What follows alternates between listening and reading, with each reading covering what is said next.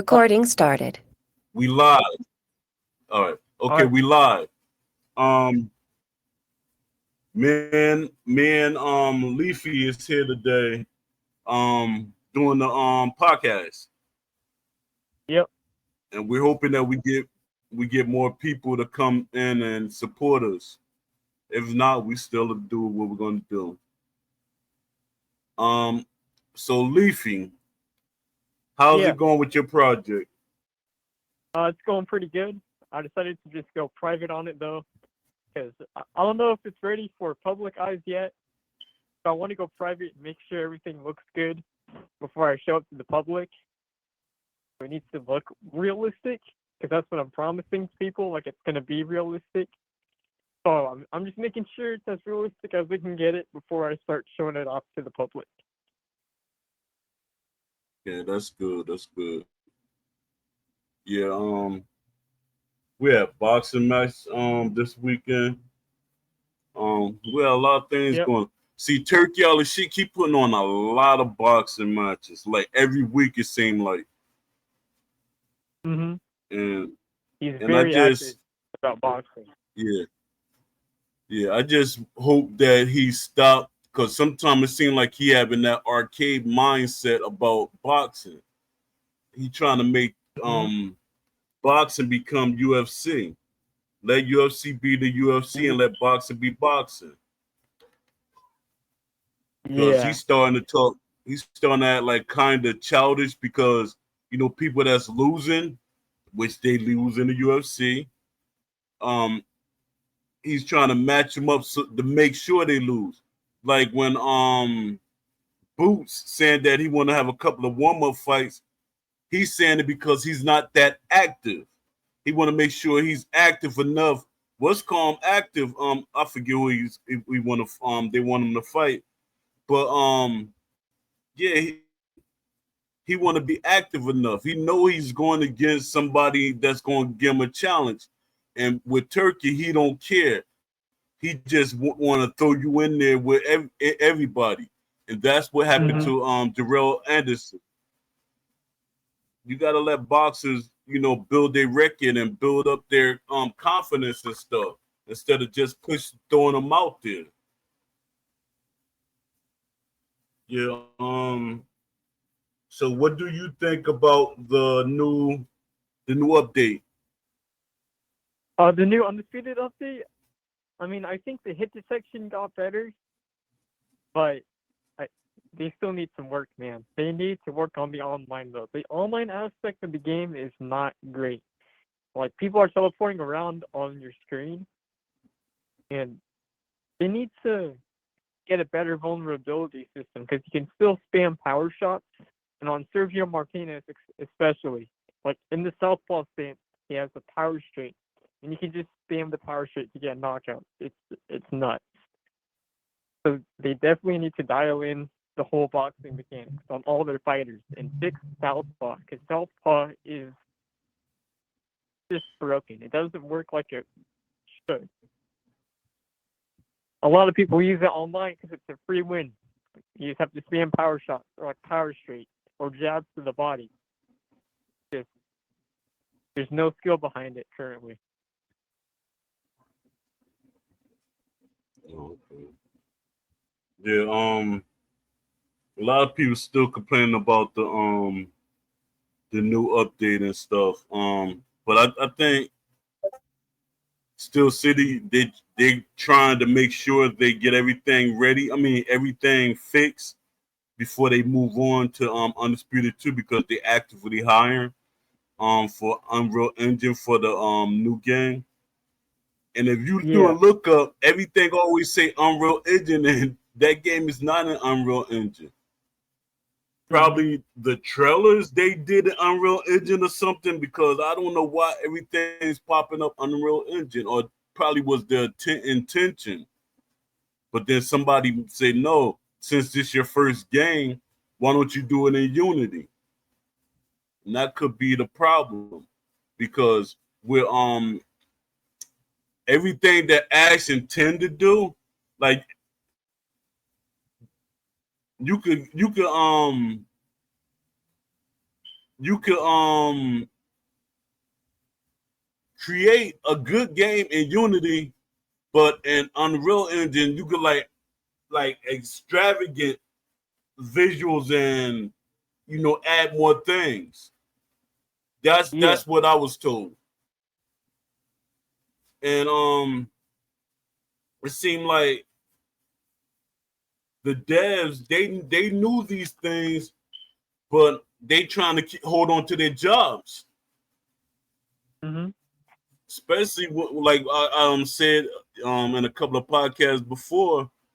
Their main coder, he's he only know Unity unless he's been so quiet that he's actually learned it because he want to hold on to his job. So Mhm. I don't know. I don't know. And what's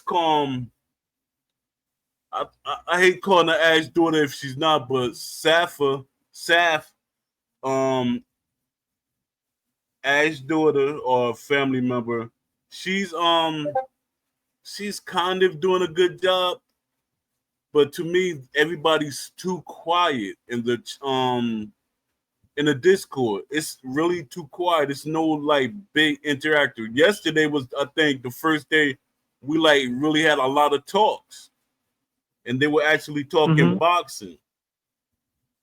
Yeah. And I like that when they talking boxing in the boxing Discord. A lot of people they're not talking about boxing in the Discord. I mean, in this Discord, Mhm. they don't talk about the sport that the game's supposed to be. Yeah. Um, I was who I was talking to. I forget who I was talking to, but they were saying that no, I was saying it. Dad, I'm so cause I just basically woke up because it's so hot. But I hope they're not holding back features and modes for Undisputed 2. And all they're gonna do is fix up this game good enough so we can stop complaining so they can move on. And to me, that's a bad Mhm. thing. And then Yeah. I was breaking down to Gov in the chat. I mean, everybody in the Discord chat. I was breaking down to them that Undisputed it has a even though they made $1.5 million, that money gonna disappear real fast. That's why when people complain about the DLC, I said that's gonna help keep the business open, keep them from going bankrupt because they got to Bankruptcy. pay back. Yeah. Yeah, they got to pay back all these investors. They got to pay back the publishers. I think they got two publishers. Um, they got paid rent for two places, actually three places, because I think Rick Will's where he stays is considered an office because Will is in America, and that's something I want to touch on too. Um, and then what else they got? They got to pay the upkeep of the different properties. All these developers, they got a lot of things they got to pay back. And my thing is, Ash should just pay them off. Get rid of the payments that he got to give these people, so the game can actually be his, and he could work off the ideas. Because you know the publishers and the investors, a lot of times they knock down the idea that you want. Mhm. They'll say they'll say no, make it more accessible to everybody. No, accessibility is not making some arcade. It's it's a learning curve. It should be a learning curve, and that's what Ash was saying.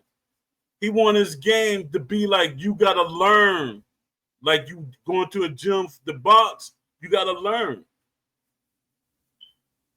and that made sense.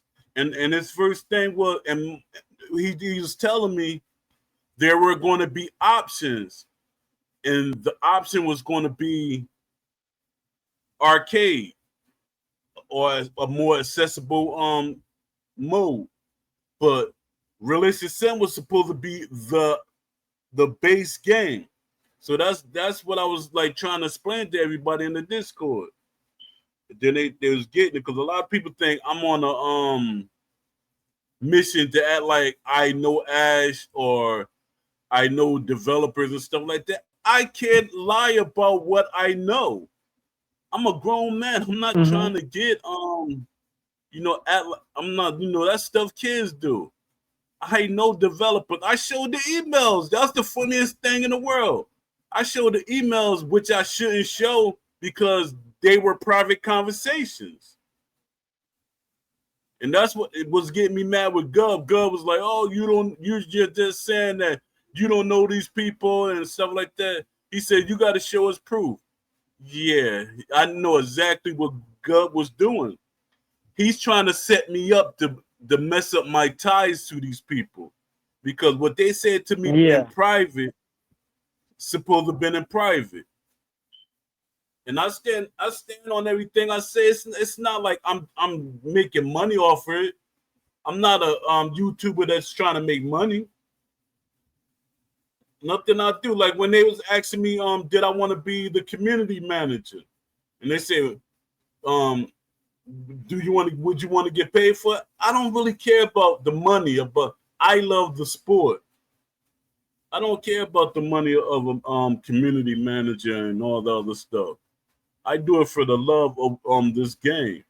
I've been doing this for over 30 years. I'm pushing for a realistic Mm-hmm. boxing game.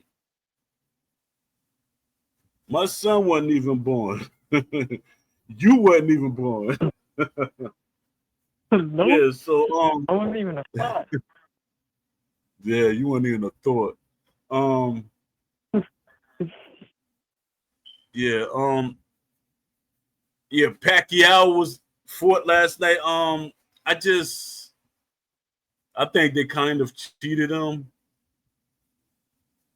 because for one he did great for usually when a person out of boxing for a while and people don't understand this. When you out of boxing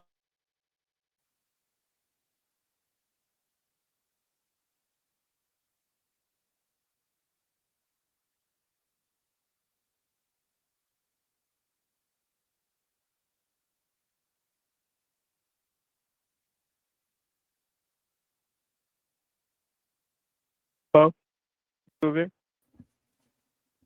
Leafy, Leafy, you Bo, still there? still there? Yeah, Oh I yeah. think you cut out. I don't know why it jumped. It did that last week.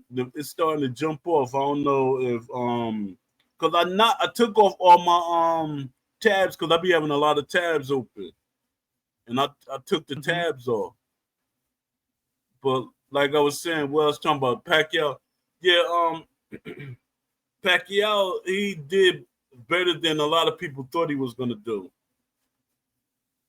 and I think it was more a stardom that Barrios a good fighter, but I think he was starstruck Uh-huh. while he was fighting Pacquiao.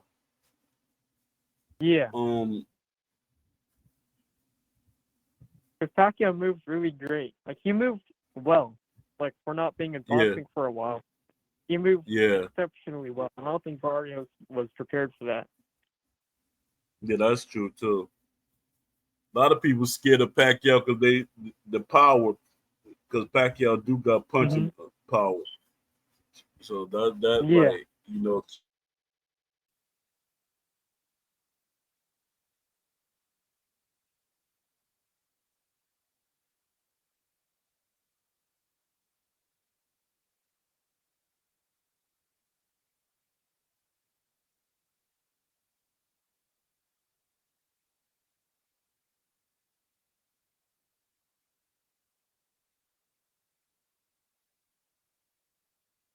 I think you froze again. yeah, Dad is doing it again. I hope it ain't my computer overheating because I be on my computer all day. You there, Leafy? Yeah, yeah, I'm still here. Yeah, let me. I'm gonna close all my tabs. All right. Dad, I was leaving a couple of them open. Let me just close all of them and just leave this one open.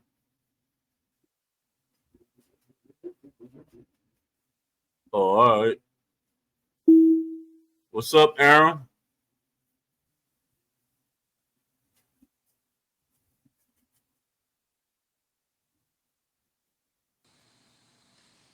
You hear me? Yeah, I can hear you. Can you hear me? Yeah. Yeah, I can hear you now. Leafy here too. Hey, what's up, Leafy? How's it going? Hey, what's up, dude? What's the topic? What are we talking about? We was just I ain't really put a topic up on this one because I woke up kind of late and I didn't set up. I usually set up before the day before. But we could throw around a couple of topics. I was trying to talk about them switching over to another game. They seem like they're slow rolling and they're trying to get this game just good enough so they can move on. Mm-hmm. What do you think? Yeah, I think that's their selling point is basically to just salvage what's left of Undisputed One, and essentially just making that basically as the reference point as, oh, we're gonna make Undisputed Two basically everything that Undisputed One was supposed to be. So everything that was left out in one, or things that were removed in one, is basically going to be in two. But Undisputed One is basically just like it's to salvage what's left essentially.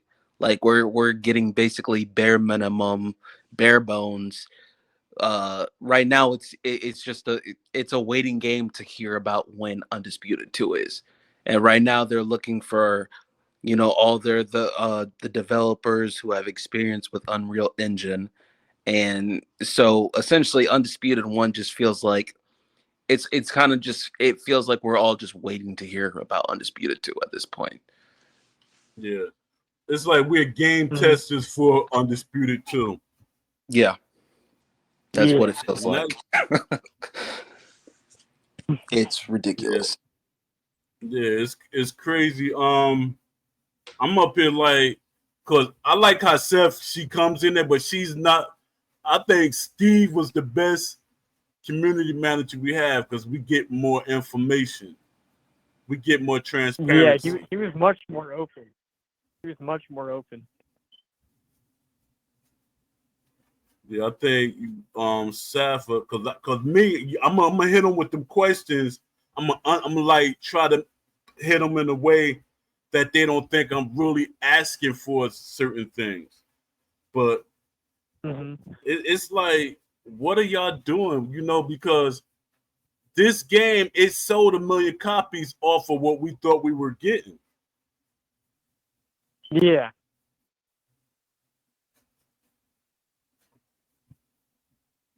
The They're original also like version, yeah, removing. ESBC. Yeah, and I'm like, why Yeah. can't they go back to that? Because they still holding things back. Mm-hmm. I I I don't know why the game isn't like what ESBC was promised to be. Because now they're removing features that were promised on the roadmap in 2022, like the boxer skirt. That's not happening anymore. Yeah, the story mode. They said they were gonna have a story mode like Fight Night Champion, but I don't think that's happening anymore either. And Nah, referee in the because ring and clinching, both of those things are also yeah, gone too. Like they're refusing yeah, to add stuff that would make the game more immersive. yeah. The story mode to me, I was trying to tell Ash that's an overthought because even with EA, that's an expensive thing because they're getting actors, even though you can use AI Yeah, or cheaper actors because he was getting stars to do these that story mode, and I'm like, yo,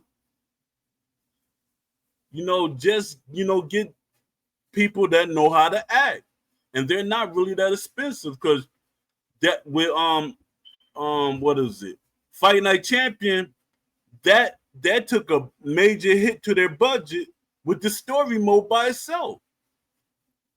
And Mhm. when I was talking to Brian Hayes, Brizzle, he was saying that well they're plan well, they was planning for fight night round two already. I mean a fight night champion too. They're planning for that. So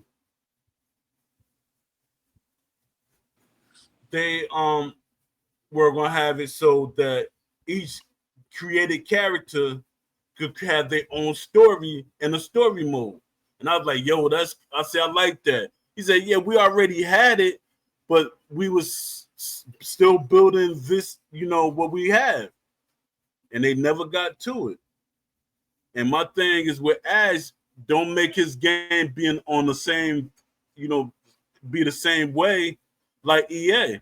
Because y'all gonna be going through all these Mhm. major problems and losing fan base, your fan base. Yeah. Because what I was talking about? Yeah, Ash was saying he didn't want all these developers in the beginning. I mean, not the developers. He didn't want all these people helping him like this, the investors, and because they was going to change what his game was, and that's basically what happened. The game changed so much, and I know one of the people in the studio changed it because of his EA background.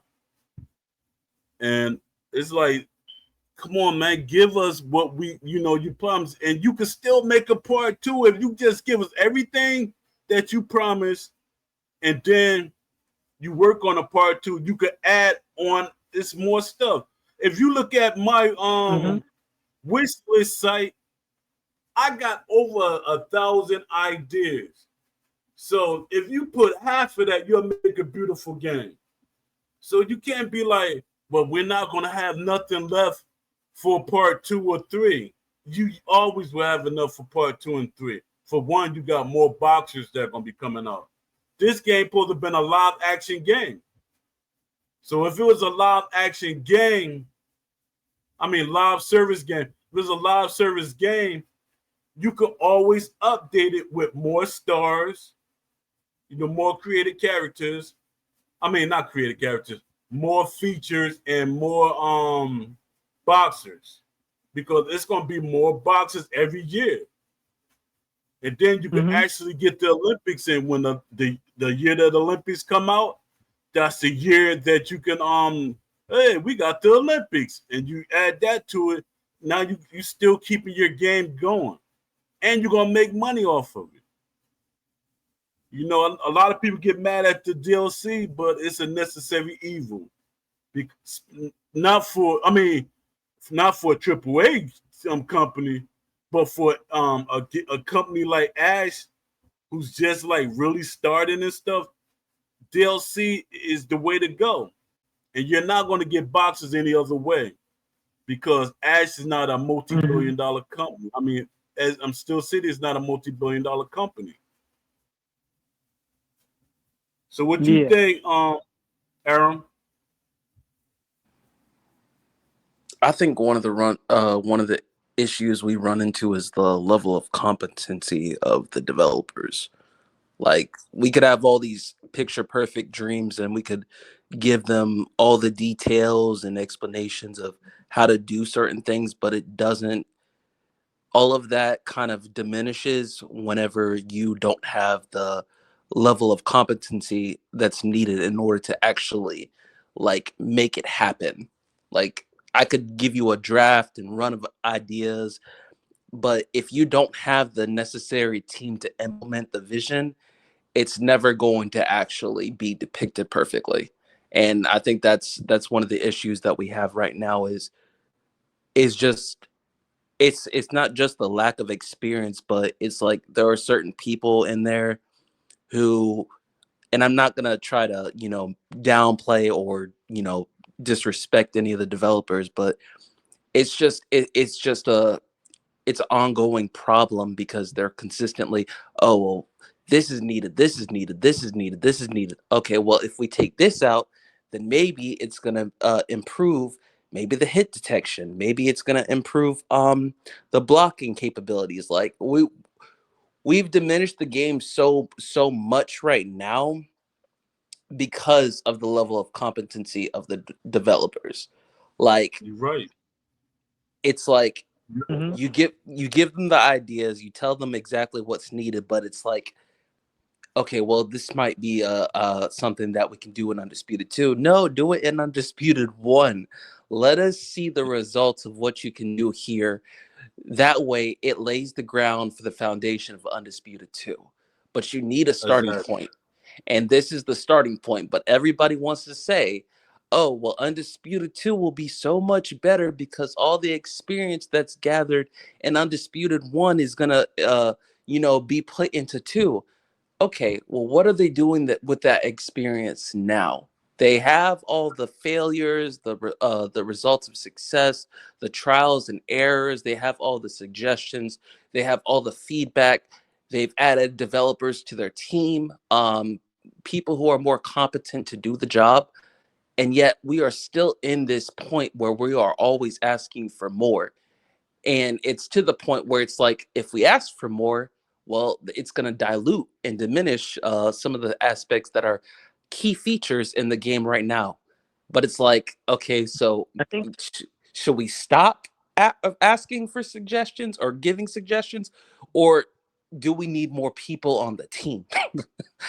That's the point that's the that's where I'm at right now with the game. I don't know what it needs. It needs too much. You're absolutely right. It does. There is. It. Sometimes I be thinking they're intentionally holding things back. They're intentionally, because we. It's not like video games were just started. A lot of these guys just started making video games yesterday. Video games has a 60 year time span. It's been around that long, so they should be experts in gaming. And all the things they say is hard to do, other games did it. They were like referee in the ring. I see the most generic games with referees in the ring. Fight Night had a referee in the ring, even though it wasn't interactive. But all right, we say Fight Night didn't really have an interactive referee. All right, let's go to WWE 2K. The referee is very interactive. And then you have what, 5 or 6 people in the ring sometimes when they wrestling. So you can't say is we got an extra person in the ring is messing up the boxers. No, it can be done. It's like y'all intentionally doing this, because that's why I keep saying some Hmm. of us that's older and some of us that been gamers for a long time, we see certain things that were happening in past games. And they keep feeding us stuff like, no, we can't do this. It's impossible to do that. Y'all working on a Unity engine for one. We would accept the excuse more if it was on Unreal Engine and y'all was just new to it. But the way the industry is right now, all these people in the industry that came from all these top companies, they're out there for the picking. It's like you walking through a garden and you could pick all the developers you need. I think Ash is spending his money in the wrong places. They say, yeah, Ash is supporting this and supporting that. No, support your team first. That should be the, Hmm. the, the main thing. Support your team. Get better people. I posted a list of all the developers because I was doing my research. All the developers that the team need that will help this game get to where it belongs. And then when I look at the people they're hiring, it's none of the things on my list. I think like one person out of their list that they're trying to hire is what they need. And I'm like, who's doing their hiring? Who's telling them what they need in the studio?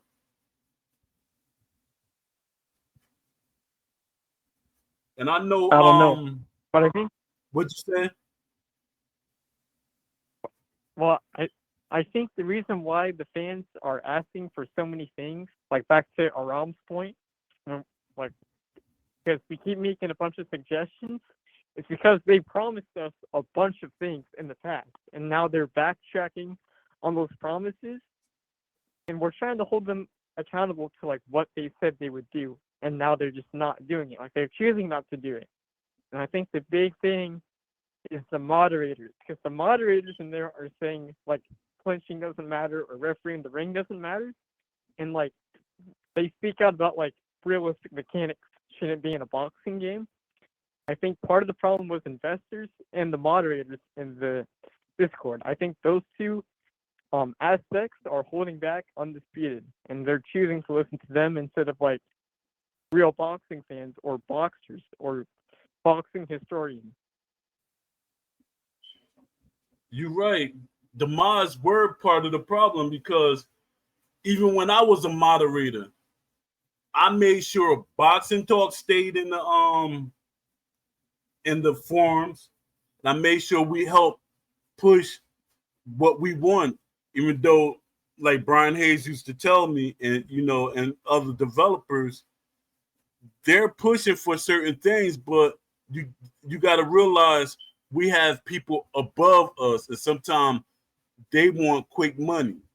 That's what he was saying, and he was saying Yeah. with the like they was gonna give us like I think 15 created characters. I said that's a community. That's something I want to talk about too. I said 15 created characters. People not gonna like that because there is a community for the create that keeps the game going. There's a community for created boxes that keeps the game. It's people that don't play boxing games that love creating boxes. They could create people from decades ago that you can't get. They're very talented creator create I mean boxer creators. So that's bad. Mhm.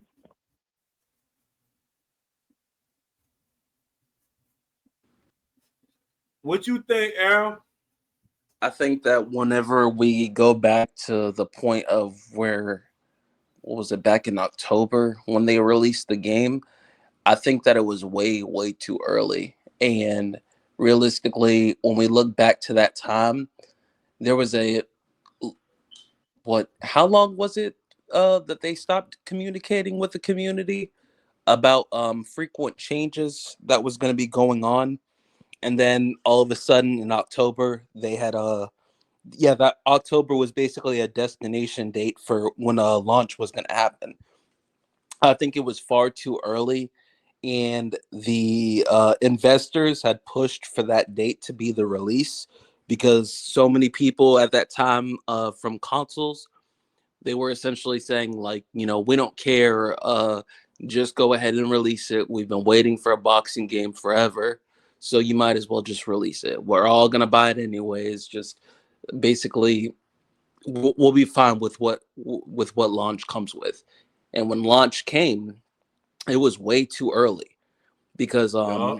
they were Mhm. trying to capitalize off of holiday sales because it was a perfect time in October. You got Thanksgiving, you got Christmas, you got all these holidays coming up. And the investors were looking at that as the opportunity of, oh, okay, well, we've got a lot of boxing fans. They've been without a boxing game forever. Console is about to come into play. We're going to capitalize off these sales for the holidays. And that's essentially what happened. They did it too early, and investors were very, very greedy, obviously. And they Yeah. capitalized off an opportunity and they released the game far too early. Because when we look at the data of where this game is, as long as it was in the microwave and being cooked and uh all this stuff was happening, and they were gathering data from the PC community, uh it was still far too early in development because we are still doing things that should have already been reached at launch, and we're still nowhere near Mhm. where we need to be. Nowhere near. Facts. But it doesn't make sense why the developers wouldn't like stand their ground against the investors or the fans, like begging for like the full release if they knew their product wasn't done. Like, why would you let investors say, "Oh no, you're going to release it in October," because people haven't had a boxing game for 14 years? Like, no, if you know your product isn't done, why would you let the investors persuade you into doing something you know isn't right? Like, doesn't make sense. Like, why wasn't Ash saying, "No, we're not going to release it yet"? Because he said like he didn't want investors, then he got investors, and then the investors pushed the game out too early. Like, why didn't Ash say, "No, you guys can wait a little bit longer. We're gonna need to make the game like feel fully complete before we release"? Like, it doesn't make sense why they would listen to investors or people begging for a release. Like, if you have to beg for something, you just have to learn how to be patient. Like, it's kind of weird to say, but you just gotta learn how to be patient for the company to get the product done right, and not fall into the trap of making them happy if your product isn't fully complete. Well, I think that also comes with the fact that we've noticed throughout this um, game's lifespan, there hasn't been a consistent theme. Like, there's no real true direction. Right now, we're in this arcadic, simcade, like hybrid game of kind of boxing. So it's like boxing elements more than it actually is a sim boxing game. Just like whenever we were Mm-hmm. asked the question, what was it last week, when they said, "What is sim to you?" Well, obviously, it's emulation of the sport that you're trying to replicate. So I don't know why this question is being asked by a dev who Yeah, knows the answer, but he's trying to be facetious because yeah. all these devs have not stood their ground in any kind of place. And so Mm-mm. what we have right now is we have this game that doesn't even have a true identity because nobody has been willing to stand their ground and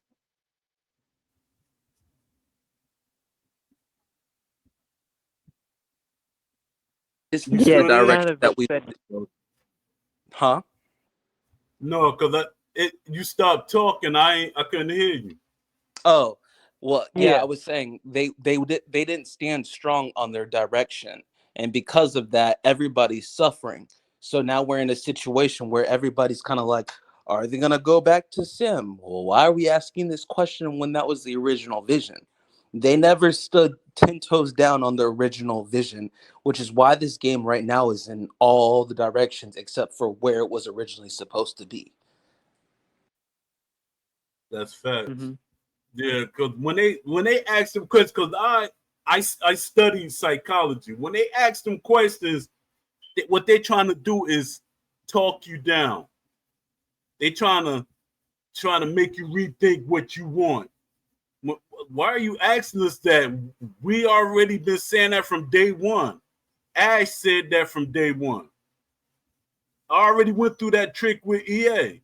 EA like, oh, when we was in the forums, I was with EA for a couple of years, like as a moderator and stuff. And they used to ask them same stupid questions because they already knew what they wanted to do, but their thing is to make you rethink what you want. What is realism? Mm-hmm. How do we implement that? When you look at a boxing match, and then when you look at the game, do they match up? Do they look the same? That's what realism is. Mm-hmm. I actually see used to see them like when I went to the studio that time and I seen the Madden team. I saw how they work. And the way they work different from the Fight Night team was the way they was working. They were actually looking at um football games. They actually had football players in the studio. Even though their game still wasn't up to par for a lot of fans of football, they did more than what Steel City is doing. Steel City is like they're playing, trying to play mind games, and they were trying to push people like me out the Discord, and I don't know how I Mm-hmm. got back in there, but they try to push people like me out of the Discord so we could be quiet. They didn't want the boxing heads in the Discord because we were going to keep pushing for more realism and better things. And I hate keep bring. I'm not going to say his name, but it's that person from EA that's actually making a game a hybrid and not what we want. And then he's saying, "Oh, you don't need a referee in the ring. They don't need the referee right now." That's EA talk. I heard these conversations. Like when people be saying, "You don't know what you're talking about. You don't know what it." I used to really talk to the developers. I used to ask them the questions that many of the fans wanted to be known. I did interviews with the developers. I used to talk to them behind the scenes. And it's a lot of things they just didn't want to add. To them, that was a new feature or something that they could add in Fight Night Champion 2 or something like that. Or the developers Mm-hmm. thought that it was too realistic. I mean, not the developers, the investors thought it was too realistic. And my thing is, Ash got to get his game back. You made 1.5 million sales, which I think is more than that, way more than that, because you're marketing, still marketing the game. Once you market the game, you're going to catch eyes from somebody that don't know the condition of the game. So they're making that money. You could have, gave, hey, and thank you for giving me the money to start my studio and everything. Get them their money back. Now you got your own studio. Now you could do the game you want to and fire that one person from EA that's making it hard for you to make the game you want. Because I don't know what Mm-hmm. hold that he got on Ash or what. You know, a lot of people hate the way the beast say certain things, but some of the stuff he say is accurate. The only thing that I disagree with Beast Man, like kind of disagree with, and I disagree with it soundly. He's saying tendencies and traits are the same thing, but I don't argue with him. They're not the same thing. It's a lot of things not the same thing. Mm-hmm. Because when he said they're the same thing, that's what EA used to say to me before they added the tendencies. The tendencies in Fight Night Champion, those are that's my ideas. They even got in the well, I never played it, but one of my friends that I sent instead of me to go to EA, I said, no, you go because you never went to EA. And you could be the voice too, because you're just as passionate as I am.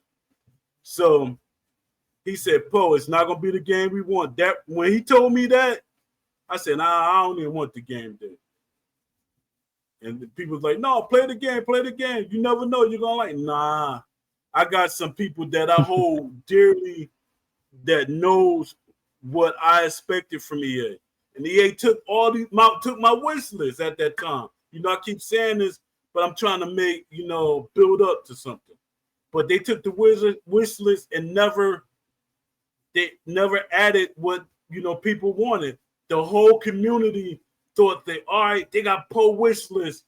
We're gonna have the best game we want. They were holding it for Fight Night Champion 2. He said we can make a couple of boxing games off this wish list. And that was sad because you asked for something, but your intent wasn't to really use it. And that was a selling point for them. We got Poe's wish list. People are going to think they're going to get what Poe wants. And Poe wants what many people in the community want. And that wasn't the case. Then they end up not making a Fight Night Champion 2. Because once people like me, we heard that Fight Night Champion wasn't the game that we expected it was going to be. A lot of people silently stopped playing the game. They said, no, I'm not playing the Mm-hmm. game. I'm not buying Fight Night Champion. And people don't believe that. I knew it.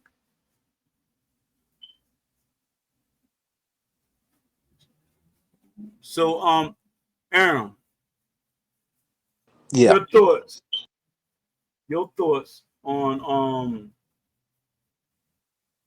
oh yeah, this is what I want to ask you. Your what do you think about that petition that the Beast put out? Do you think because I'm not gonna advertise because they're gonna that's a way for them to push me out the Discord. So I'm not gonna like literally push that like hey, they're gonna say, hey, Poe is back in that. He gotta go out to Discord. I never knew that it was a thing that you could ban somebody on their own site. They're like, no, you can't talk about us on your wish list of Twitter. That's why I make sure that they're not my friends, but I know how people do. They be slick about it. So what's your thoughts about the wish list? I mean not the wish list, the petition. The petition from Beast? Yeah, you ain't see it? No, I haven't read it yet. Oh, yeah, he was talking about they need to get Will Kinsler out of the Oh, that. Yeah. Okay. Yeah, I yeah. do know about that one. Um, so here's my thing. When it comes to Will Kinsler, I'll say it. When it comes to him, I think that's just one part of the issue, and you could put it as maybe 20 to 30 to 40% of what the issue is. But I think the biggest issue is the fact of nobody, just like I said before, originally standing their ground, and that just comes from the top. You had the Yeah. vision originally, but you did not have the the integrity to stand your ground on what you originally envisioned. So now you have a bunch of pieces all out of place because you decided, okay, well, I'm going to be a people pleaser today. And that people pleaser that day decided, okay, well, guess what? I want everybody to now be happy. And part of that is because of the fact of it started where originally it was a bunch of boxing fans who wanted the game to go into a sim direction. Okay, cool. Yeah. Mm-hmm. And then all of a sudden, everybody's starting to attack EA. EA doesn't have the level of realism we want in a simulation combat sport game. So now all of these people from EA UFC are coming over to Undisputed. Well, if they're all coming over here, we now need to make it more standard for the casual ground so that they can actually play the game. Okay, well now you're basically diluting a whole or minuting a whole a whole basis of your consumers, and you're leaving them out. You're not giving them like anything of solidity. It's basically just like a, well, we decided it was going to be best if we actually decided to help people play our game rather than them learning what the game is and how to play the game, giving them a way of, uh, okay, well, we have, what do you call it? Like a punching bag sequence mode, like a simulation where you can box somebody and you can learn the controls, you can learn how the schemes, the defensive schemes, the offensive schemes, ways to box, and better understanding the game. So instead of making it more of helping people understand how to play the game, they decided we're going to implement more ways to help people play the game. And that steered a lot of people originally away from the game, which is why the basis of just from PC alone, you see it literally every single day. Less than 1,000 players play the game every day. That's ridiculous, Mm-hmm. especially Yeah, from the that, fact that there were so many people originally who came from PC and bought PCs just to play the game, um, because it was the first boxing game in a long time. So I think that we could we could we could name whoever as one of the problems as to as to the reason as to why the game has taken a horrible turn. But the realist answer is the fact that it comes from the person who originally had the vision and decided, okay, well, you can Mm-hmm. have what you want, you can do what you want. Let's help these people play this game. Let's cater to these people. Let's just cater. And instead of actually allowing people to just understand the dynamics of the game so that they could become better at the game, they just decided to handle and cater. And that's what we have now, Mm-hmm. a game that caters to a lot of bad tendencies, that a lot of players now have bad habits. And now we don't have the emulation of the sport that we all love. Yeah, that's true. So And they've true. just allowed people to just, hey, you can do this now. Hey, you can do this now. Hey, we're going to implement this. And it doesn't even make sense to the sport. Just adding a whole lot of watered down material that doesn't emulate the sport for the better. So I point it from, I point at everybody. I don't just point at one person. I point literally at the whole team down the board. Yeah, yeah. You could say just Ash because he's the owner. People keep saying he's the owner, but Ash thing is he has so because Ash don't have the experience. Because usually when you don't have the experience, you let other people lead your experience. I And agree. I agree. like I when think I the when mods are I told responsible the for. Ash, I can't hear you. I said, I said, okay, so we went on the topic about like who really kind of pushed the game away from simulation, but I think the mods were like the main reason as to why they pushed it away. I'll send you something on uh in DM that shows like the mods were pushing this game to not be a simulation. Like the mods definitely had to say what happened.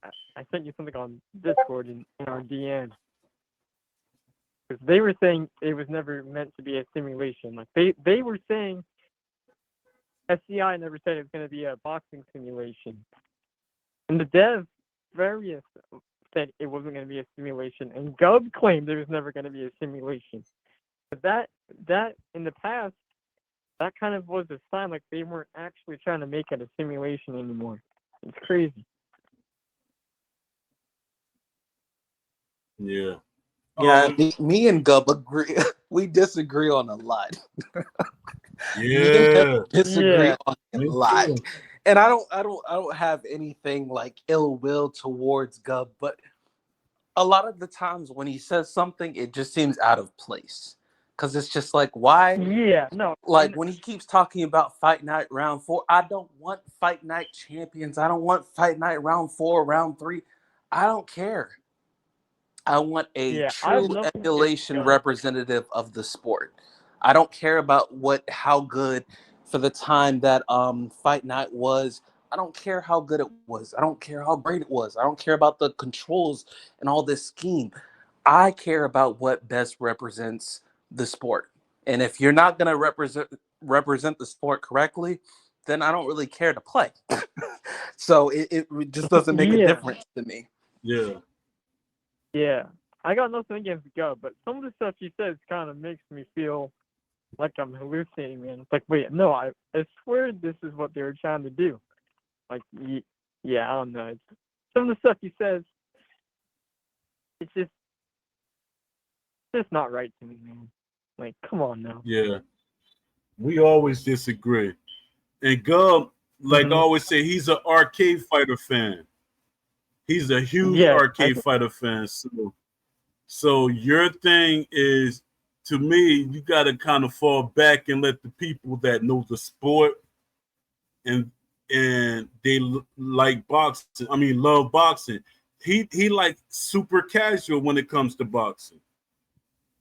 hmm So my thing is, you're super casual to boxing. Your voice shouldn't really be, overstepping the people that's boxing fans or have boxing ideas. He be trying to shoot them down. yeah, Yeah. boxing boxing offender said he want NBA Jam of boxing.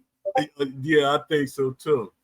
He He wants wants He wants more Go of the ahead. arcadic elements rather than actual sim boxing. Like I think when it comes to people like Gub, they do want some aspect of boxing, but they don't want the full sim experience of boxing to Yeah, be in a game. yeah. Yeah, Then they well, he said over. Flash KOs. He was complaining What'd about you Flash say? KOs when they were added. Gub was complaining about Flash KOs when they were added back because he said, "Oh, that's like a level of RNG, and there shouldn't be realistic mechanics in boxing games." So I think he doesn't even want a boxing game. He wants an arcade fighter. It's He like does. okay, yeah. Some people want like I've seen people say they want a simulation boxing game, and like some others say, "Oh yeah, maybe some of the aspects," but Gub wants none of the aspects for his boxing game. It's crazy. Like he wants it hybrid, or no, not even hybrid, because that includes some aspects. It'd be arcade. He wants it arcade, man. It's like what? Come on. It's Yeah, he facts. want he wants arcade with simulated elements. Yeah, hybrid, hybrid. Yeah. But even then, he complains about realistic aspects in games, man. It does. I don't think he wants a hybrid or realistic. I think he wants a arcade. Yeah, people don't realize when you get the whole Discord and everybody on the same page, it pushes the developers. They have no Mm-hmm. choice but to give us what we want. But when you got all these people, especially the mods kind of they're like kind of the voice for the community. Yeah. So that's why some of them super quiet because they're like they don't know how to approach it. But Gov, I guess Gov and Codon, because they're on so many different sites, they have the experience. But like I tell them, I have more experience than y'all. I know what y'all doing. And my thing was like I always say, when they told me they wanted me to be, EA told me they wanted me to be a MMA moderator, senior moderator, and stuff like that. And I said no. Why should I? Say I'm not really a fan of MMA. Why should I go there and start giving my ideas for a boxing game to an MMA game, which they already did? Like the wish list that I gave them, since they stopped making a boxing game, they start implementing some of the ideas into the MMA game. Not the boxing part, but it's other ideas that they implemented into the MMA games, which is crazy. Yeah, so yeah, it's the community got to come together. That's the whole thing about it. We got to come Mm-hmm. together on one accord, and we got to say we want a realistic boxing game. A lot of people beating around the bush, or they letting the mods, or they letting people like Seth or not aim, but what's his name? You know, letting the developers come in there and try to say, no, what is this and what is that? You know what it is. For one, y'all knew what it was when y'all pushed the boxes out. One box is not in the studio. Now we got one person that they say is a boxer, and that's what's his name? CB or something like that. I don't want to get his name wrong, but they got him in there and they say he got a boxing background. He has an amateur boxing background. So, but you need boxers in the studio. Him as one amateur coming in there, and he's not really that efficient in certain things. You know, like when they had Josh Taylor and I forget who else was in the studio. When they had these Sonny guys in the Edwards, studio, yeah, Sonny Edwards and who else they had? They had Lawrence Foley. trainer in there. They had him, but they Uh, had actual people sitting there with the developers. yeah, I don't And I know. remember they said, "Oh, that Ben Davison. Ben Davison was in the studio." Ben Davison, yeah. So when they had them in there, the game that's what we were seeing. The video that got 1 million views, That's what they helped put together. The Mm-hmm. early betas, the boxes are still there. It just needed tune ups. And that's what I was saying when I was playing. I said I was playing online. I was like, I can't believe I'm playing online and enjoying it. It just needed tune ups. I don't think it was a Yeah. bad game. Those weren't bad games at all. They just needed tune ups. And they like went, it's like from a tune up to a whole different design altogether. Then the graphics start dropping. I'm like, Dad, your graphics and animation dropping. Because they keep saying what they can't do and what can be done. But everything they say they can't do, if you look it up, because they always say, oh, you using chat. No, I'm not. Go to Google and you type in things that would help a boxing game be better, or the modernized technology that everything could be done in boxing. They give you a whole list of things. Even with the motion capture, you don't have to use motion capture. Excuse me. You don't have to use motion capture nowadays, because you could watch a. I mean, the AI or whatever could watch a video or film, and it could copy them images and put them on a skeleton, on a wire frame and stuff like that. It can literally help you create these characters that's no longer here. It'll watch the black and white films or whatever, and they look better. And these are things that the technology that exists. And then things like they were saying, the inside fight, and you remember how the inside fighting looked in the betas, Mm-hmm. and they say, well, this is the inside fighting. It looked it good. It's like all they had to do is make a little tweaks to it. They say, oh, we can't put it in there. That's a holdback. I already knew it. When you showed it to us, that means you could have worked on it and made it better. When they had what Joe Lewis and Rocky Marciano fighting on the inside, I'm like, all right, we got an inside game. And they didn't give us what they showed us. So there's like, that's gonna be in Undisputed 2. Then the clinching, they had it in briefly. The referee, they had it in briefly. Like, I had no problem with the referee being invisible, going, he's going over, going around you. I had no problem with that, because if that's the camera angle that you chose to use, because when it comes to gaming, a lot of times they giving us the vision of the spectator.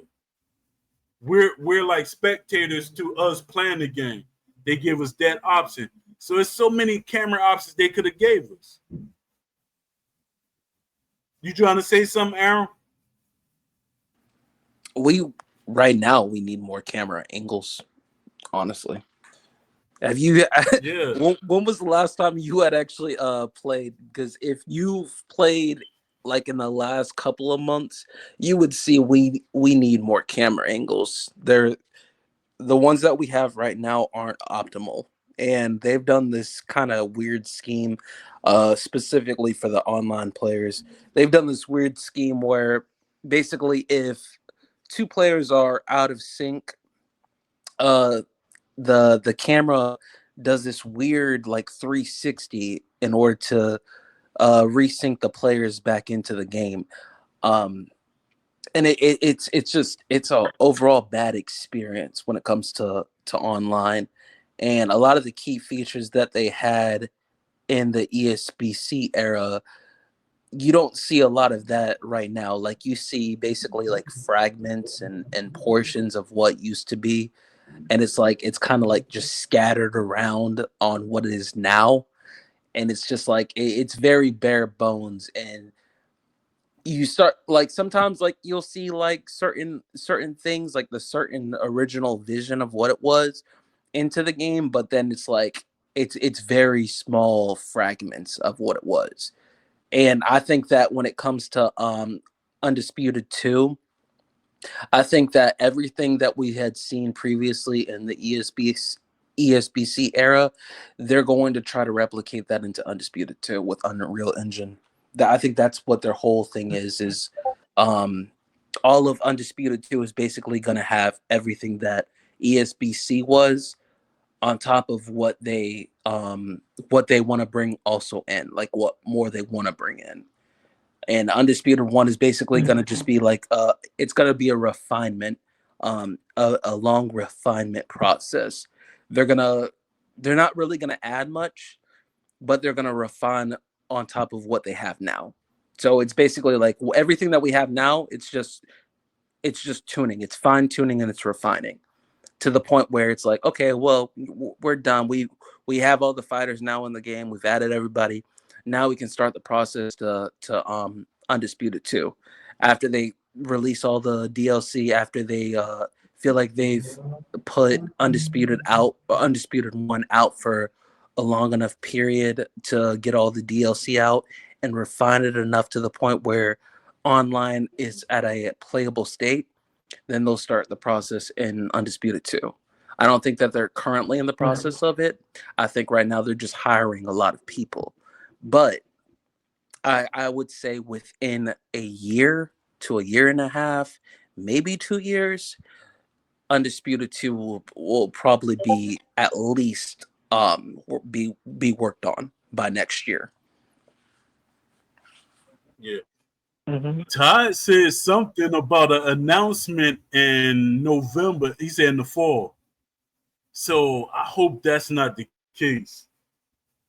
That can't That'd be crazy. that if that's what the announcement is, I'm not buying Undisputed 2. I'm just not. Exactly. I like listen, you have to understand there are so many people who have given suggestions and feedback on ways to better replicate and emulate the sport into the game that we have now. There has been so many passionate people, me along with it, and you and Leafy, and so many other people that can be named, that have given all the suggestions and feedback necessary in order for this game to be improved in a better simulation of the sport.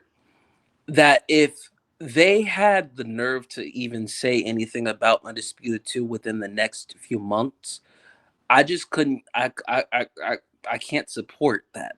Undisputed 2 doesn't make sense in the state of what we have now. We've all bought a product that we had a that we were sold a vision that has not been implemented.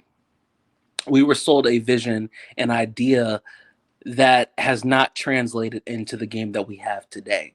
So for them to say anything about Undisputed 2 basically says everything that you have as a suggestion, all this feedback, even though you have done your part as a consumer and as a fan of the game, we don't care. we're gonna we're gonna completely sidetrack that, and we're gonna probably implement that into Undisputed 2. So that's why you haven't really been seeing me actually send many suggestions over anymore. Because I used to be in there all the time, just suggestion, suggestion, suggestion. But I've started actually downplaying it or uh, di- like lessen my suggestions, because I feel like a lot of the suggestions that are in the feedback channel now is really just going to be in place for implemented into Undisputed 2, because they really haven't done a Yep. lot of what Yeah. we've suggested as of now, honestly. So I just don't see a point anymore. If you're already going to get to the, if you're already trying to get to the finish line of Undisputed One, then you've already lost the plot. Mm-hmm. Yeah. And my thing is with Undisputed, they got so many boxes and they still literally adding more boxes. They're not gonna be able to implement it in this generation of the game. And people saying, why don't they put them all out at once? If they can do that, because that's a lot of scanning and whatever. Even though it's boxes that have been scanned in the game already that they didn't put out. But my thing is, if they let's say they put out all 200 boxers. A lot of them people ain't gonna buy. If they put out all of them at one time, these boxers, they signed up to get paid. That's the only way they were able to get them. And a lot of people not understanding that. You know, y'all do because I was talking to y'all about it. But it's a lot of boxes, the way that Steel City got it, which I talked to Ash about it too. And the only way you're gonna get these top boxes and stuff is telling DLC or royalties. Like when people say, "Oh, they paid Canelo straight up," he's not DLC because he's getting royalties off of every game. Now imagine them giving all the boxes royalties and stuff off the game. They're working for nothing. That's the thing I'm trying to understand. People don't mind paying for the DLC if they have a game that's worthy of them paying for it. Like the DLC got to be, like this is just like, Canelo or such and such, or such boxer. Now they're happy to pay for the DLC, but other than that, it's not going to sell. If they put out, let's say, I think they got more, like way more than 200 boxes. Now Definitely. let's say they put them all out in one shot. What you think? I'd be mad as a consumer. I mean, Yeah, Yeah. that's my thing. Like, and I've been preaching that in the Discord too. Was like, we could have any. You could tell me that we have all the boxers in history, um, that are going to be coming to the game. I don't care if it doesn't actually represent who they were as a fighter. Like, if there's no identity in the or uniqueness in the move set of that fighter, their style isn't replicated. That's like basically saying, okay, well, we have Emmanuel Augustus. We're going to bring him into the game, but he's going to have the same move set as Sugar Ray Leonard. Why? Then why would somebody want to yeah, buy it? It just doesn't yeah, make Yeah. sense. If you're gonna give me a boxer who I have been wanting in a boxing game for so long, and you're gonna just give them basically another moveset that's been already plastered around and catered into the game, I don't want it. It's just basically like playing somebody else. Like you got what do you call it? You've got Sugar Ray Leonard and Terrence Crawford with damn near the identical moveset. It's not the exact same, but yeah, it's close enough to the point where it's like I'm literally just the only difference is ratings and stats. So it's like at that point, I'm not paying for the fighter that I've been wanting in a game. I'm paying for a skin. And if a fighter is gonna come in DLC and I'm gonna have to buy it, I want that DLC to best replicate that fighter that I'm purchasing this DLC for. It makes no sense. Like Juan Manuel Marquez, why does he fight just like just about every single fighter? Makes no sense. But yet you're telling me, okay, yeah. well buy the Jake Paul DLC.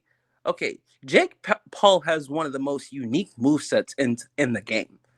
That level of detail and creativity that is been placed in Jake Paul's character is the same kind of effort that I want to see in the rest of DLC. The same kind of effort and detail that they put in David Benavidez hooks and his hooks to the body and his hooks to the head. That's the level of detail that I want to see in the rest of the fighters. Yes, give these fighters unique properties. Give these fighters their idols, their stances, what they were known for. Nobody wants to just purchase a fighter who's going to have the same moveset as 90% of the roster. Makes no sense. Hmm. Facts. And I think that the studio got to stop trying to do their stats for the boxers because they keep saying they got boxers, but boxers don't even do stats. You got to get historians and people that literally they study these things. Let them come in and do it. It's like they're not hiring the right people. Like I keep saying, they're not hiring the right people for positions. There should be a stat person there. They call them statisticians, historians. They should be in the studio doing that. Like with I'm gonna give examples. NBA 2K and Madden, they got people for these jobs. Like we was just talking about the DLC, they have people for them jobs. And somebody just told me there's only 14 developers actually working on the game. No, it's not. It's not 14 people working on the game. It's way more than that. It's like I think like 80 or 90 people on the team at the moment, or it could be a little more. And you saying 14 people out of that 70 people is working on the game. That's not true. Not true at all. For one, they want to be thinking about hiring more people for Undisputed 2 if they only got 14 people working on Undisputed 1. So the thing is, they got, I say they have at least 40 to 50 people working on the game. And that's still light. And they're hiring more people to go towards the other game. So I'm thinking the new studio is going to house the new developers. I'm just guessing. So there'd be no like confusion. So what do you um think about this whole thing? Which part in particular? Like the them. Them people thinking that it's not as many developers as like they saying it's 14, which I highly doubt it's just 14 developers out of 70 hires on the team. What is them other hires? I mean, it could be for a list of things. I mean, they have a lot of they have like what 90 developers in total, 70 or 90. Um, they probably have That's what some I, for the art 70 and people. like art team. Then they have probably some splattered towards the uh ratings and stuff like Animations. that. Yeah, animations. Like they have a decent sized team, but it's not enough. I agree. I don't think that what they have and Yeah, what they're trying to replicate, I don't think they have enough of a team to give us it, basically the team that they have right now. I don't think is enough to be able to give us everything that we want. Like that's it. there you got to sign more people, and I think that's what they're right now trying to do. But I'm tired of seeing the fact that they keep are trying to look for more people who have Unreal Engine experience, because to me that sounds like either they are trying to port the engine over to Unreal, or they are going to end up um I don't know what exactly they're going to do. But I feel like, because I have this theory, and I said this theory like 6 months ago, that they were going to just port this engine over to Unreal Engine and basically use Unity Engine as their basis of just season zero. Season zero is going to be all just database. It's going to be grounds for, okay, well, this doesn't need to be whenever we make it or port it over to Unreal Engine. So we're gonna leave this out, and then we're gonna refine this, and that refined version of what we're trying to improve upon is going to be what we also port over to Unreal Engine. Like they have like I I feel like they're going to do something big, because like I said before, I sent you that Todd Grisham thing that he said that they had something big coming in at the In the end of fall. fall. Yeah.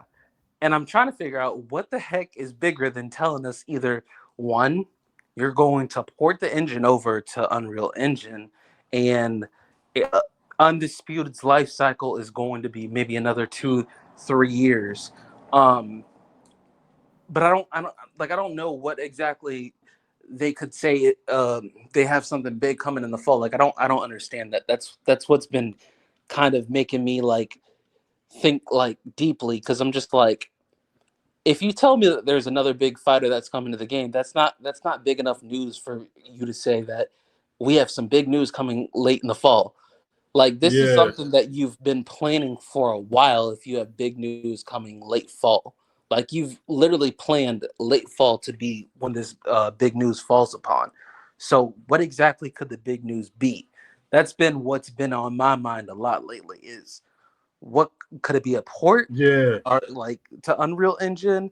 Because there was a interview that Brian Mazik did with Ash. I don't know if you remember, but it was last year, back in I think December maybe. And Ash had yeah, yeah. He did an interview just with he Ash. didn't be a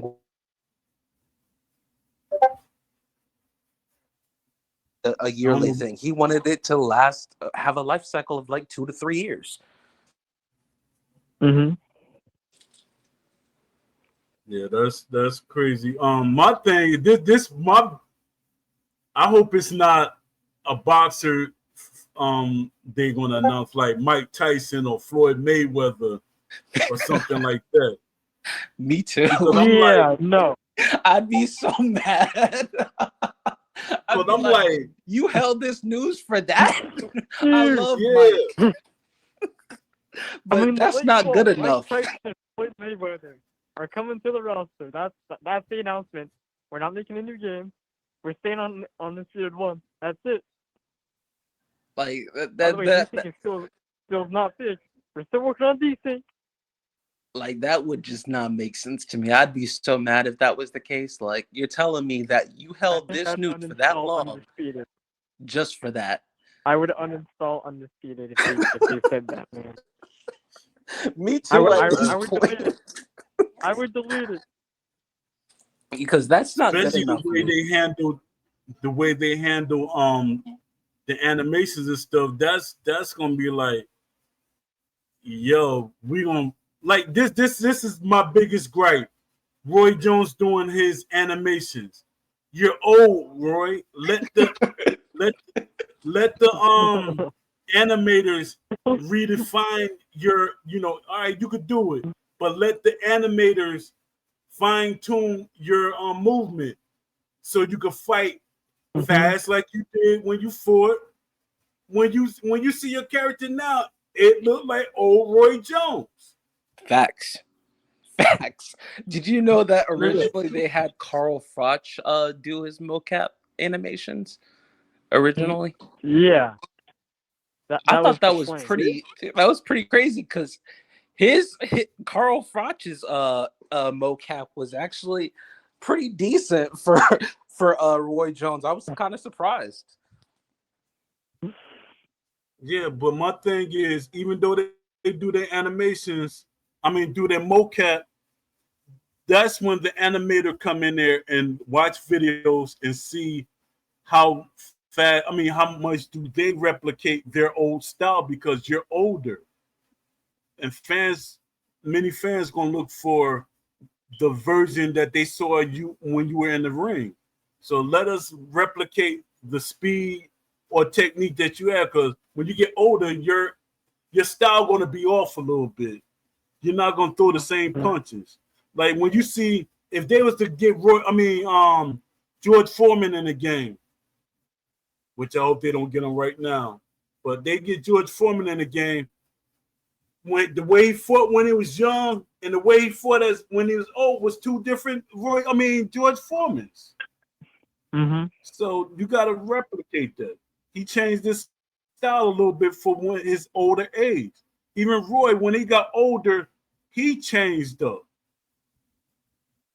And that's the things that people, they're not seeing. Well, in the studio, they're not seeing. That's why historians need to be in the studio. They could be like, Roy, come on, let's go watch some film of you when you fought at a certain age. See, it doesn't look like your character. So let's give the fans what you look like originally, and then your character at it should have been, to me, it should have been three different Roy Jones in the game, similar to like what other games do. You got three different versions or three different Alter eras they probably egos, fought in. What'd you say? alter egos, yeah. Yeah, like alter egos. Like, and I kind of I hate that word because it reminds me of Dr. Jekyll and Mr. Hyde. When he was good and when he was bad. That's when I'm like, who picked that name, alter egos? But yeah, that's they need more than one version of it, and people will, some people will pay for we alter egos of a boxer, but the thing, like we keep saying, they have to fit the version of the boxer or what the boxer is. Nobody want to be keep buying carbon copies of a boxer. Just like what was that? This some game I was playing was a card game. It was on PlayStation, Super something. But you people were pay. They used to pay for the cars, and to me, I'm like they look the same. But then you see certain things that was different on it. Then I say, all right, I see what they doing, and that's what fans expect. It got to be something different. And even when they took away, they constantly taking away things that they promised. Like when they Mhm. took away, like I was talking about earlier, when they took away the creation mode, things in the creation mode. That is huge for the survival of the game. You have people Uh, that like were waiting for this, and when I announced it, they're like, "Oh man, we were waiting." Now they're like, "I'm not buying the game, or I'm not, messing with the game no more." Because for mhm. one, in this day and age, why do we have so little amount of boxers that we can implement? We should be able to implement boxers in the divisions to fill them up. That's how many boxers we should be able to make. We should be able to do different things like that. And like I keep telling them, when it comes to video games, you have different sections of play of fan base. Like you got the creative boxer fan base, you have the online and offline fan base. Different modes have fan base, and you want to kind of satisfy all of them. What you saying? Go was telling people in the Discord that Undisputed One sold off the idea of an arcade boxing game and not a realistic boxing game. This is Undisputed why right I now. say He's saying this right now. this He's is saying why I that. say He he said says things Undisputed so One out sold of off the place. idea of an arcade game. People said no one's gonna buy. Someone said no one is gonna buy Undisputed Two if it's arcade. And Gov said people bought Undisputed One because it was arcade. Or he said people said that about Undisputed being arcade, and then it sold 1.5 million copies. Like, dude, what? Come on. That ain't why. So he an idiot. No, he's ignorant. He's a He's Dude, pure yeah, idiot. what are you talking about? he's being. I think he's being intentionally ignorant because that doesn't even Yeah, make any sense. Because exactly. I say the I same thing. I remember when I first saw ESBC, it was during COVID. And I was like, what is this? Because I used to be big into the UFC EA games. And I was really wanting like a game that was a good representation of um, a combat sports game. And when I saw ESBC, I literally stopped everything that I was doing that day, and I kept watching my screen of what they were doing because I was just like, I don't see that in any video game when it comes to combat sports realm. So it was like extremely intriguing from what I had been used to playing. Because whenever it comes to EA sports games, there's nothing like that. There was nothing that replicated that or anything that was remotely similar to it. And it felt like ESBC was the perfect game for me because it had been something that I was searching for a long time that wasn't really being replicated in EA. And so when I had seen ESBC and it was from a different developer, I was like, I've never heard of this before. And so now it's just like for Gub to say something like that, that's just basically being ignorant because there was it was not sold off of arcade. That's the that's Yeah. the that's the reality. It was not sold off of arcade. So for him to say that, that's why I say he says things out of place. Like sometimes it's just like that person who you're having a conversation with somebody, and then all of a sudden somebody interjects their opinion, and it's completely out of place. That's what Gub reminds me of. He Yeah, does that all the he time. did that on purpose because earlier I said the same thing and he agreed with it. I said about it sold off for realism. He agreed with it. Now he gonna change it because he trying to get that reaction, that attention. He's a troll. He's a troll. Yeah, He's trolling, bro. He's I trolling. Get him told off you, the Leafy. Discord. I told you, Leafy. Get him off the Discord. That's why I kicked him from my server. He started talking about arcade, man. Now he's saying, "Oh, arcade stole the idea of Undisputed One." What are you talking about? Come on, man. ESBC was realistic. They never said it was going to be arcade. Ash wanted it to be realistic. Like, come on. What are you doing? I showed them the post that Ash made, and I had conversation that keeps saying, "Oh, you had a conversation with Ash," but we don't know that. Yes, you do know that. For one, Aimbot and all the developers said it. I even showed the text, but their thing is they gotta silence me some type of way. Ash literally said he want and if you type it in, it should pop up. He wanted the game to be the NBA 2K of boxing. And people and then people go with that distraction thing. Oh, microtransactions? No, that's not what Ash talking about. He talking about when 2K was on top of his, like on top because of his presentation and it replicating the game of basketball. That's what he wanted in the game. So now you got these people that start, no, I ain't want that. You just saying that. I'm like, yeah, what are you talking about? It ain't even no use of me even providing proof because y'all keep saying it. Even after I said y'all wait a couple of months or something and said, no, he ain't say. I said, yes, he did because I showed it to you. Realism does sell, just that we never really got it. Arcade games are not selling. I agree. Mm-hmm. That's why UFC 5 wasn't successful. Everybody's tired of the same replicated game every single year. The only difference is there's more people put into the roster. Don't nobody want to continue playing just this arcade hybrid vision of what a combat sports game should be like. As boxing fans, we want something that we love, something that Yeah. replicates the sport that we love to watch. Like we don't want the same thing that EA has been doing for forever now at this point. So it's like when people try to steer off the idea of what the original identity of what ESBC was, like I just don't pay attention to that because a lot of people like to deflect and make it seem like, okay, well, you have this completely crazy novelist idea of what a sports game should be.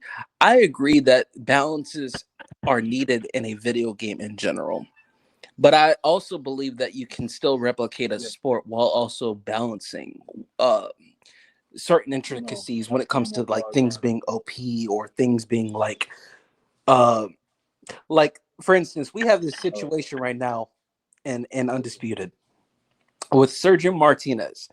And I don't know what happened, But Sergio Martinez, he was fast, but this is a different type of fast. Like this is arcadic speed, like Sonic the Hedgehog type speed. Like this is what I'm talking about when I say like balance. So Dude, you I can think throw that 5 power straight. yeah, he can Five throw power five straight. power And they just straights go and boom, boom, boom, boom. yeah, No and stopping. There's it's no stopping. insane.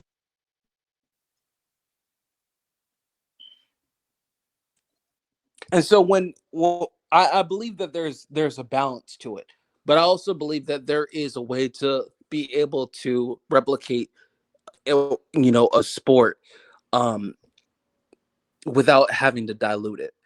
And I think that right now this game is so diluted and so watered down. Like I was talking to somebody the other day about the blocking. The blocking is bad. It's very just all over the place. It's inconsistent. It's not Yeah, really something that you can rely on, and it feels like it's just very heavy RNG based. true. There's no vulnerability system.